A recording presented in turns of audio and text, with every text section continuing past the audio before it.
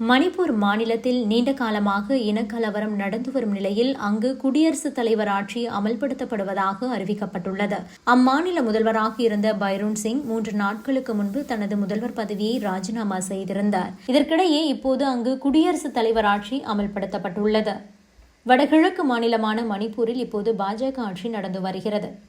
அங்கு கடந்த 2 ஆண்டுகளாகவே மோதல் போக்கு நீடித்து வருகிறது.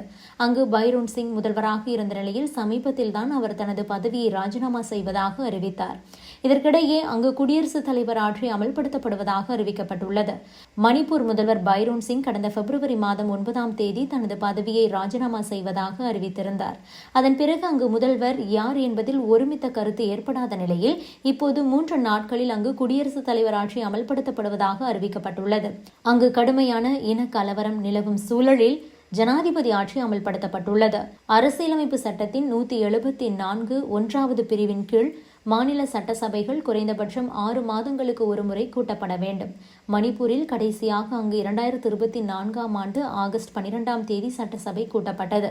அதன் பிறகு நேற்று பிப்ரவரி 5ஆம் தேதிக்குள் சட்டசபை கூட்டப்பட்டிருக்க வேண்டும். ஆனால் சட்டசபை கூட்டப்படாத நிலையில் ஜனாதிபதி ஆட்சி அமல்படுத்தப்பட்டிருக்கிறது. அங்கு கடந்த திங்கட்கிழமை பட்ஜெட் கூட்டத்தொடர் கூடுவதாக இருந்தது. இருப்பினும் அன்றைய தினம் பைரோன் சிங் அரசு மீது நம்பிக்கையில்லா தீர்மானமும் கொண்டுவரப்பட இருந்தது. இதனால் அவர் திடீரென ஞாயிற்றுக்கிழமை தனது பதவியை ராஜினாமா செய்வதாக அறிவித்தார். மணிப்பூரில் கடந்த 2023ஆம் ஆண்டு மே மாதம் முதல் இனக்கலவரம் தொடர்ந்து வருகிறது. பைரோன் சிங் ராஜினாமா என்பது அங்கு பாஜக அரசை காப்பாற்ற அரங்கேற்றப்பட்ட நாடகம் என்று தற்போது காங்கிரஸ் விமர்சித்திருக்கிறது. நம்பிக்கையில்லா தீர்மானத்தை நிறைவேற்றியிருந்தால் பாஜக அரசு கவிழ்ந்திருக்கும். அதை காப்பாற்றவே பைரோன் சிங்கை பாஜக ராஜினாமா செய்ய வைத்திருப்பதாக காங்கிரஸ் விமர்சித்துள்ளது. மணிப்பூர் மாநிலத்தில் கடந்த 2023ஆம் ஆண்டு இனக்கலவரம் வெடித்தது. இருதரப்பு மக்களுக்கும் இடையே மோதல் வெடித்த நிலையில் பல மோசமான சம்பவங்களும் அங்கு அரங்கேறியது.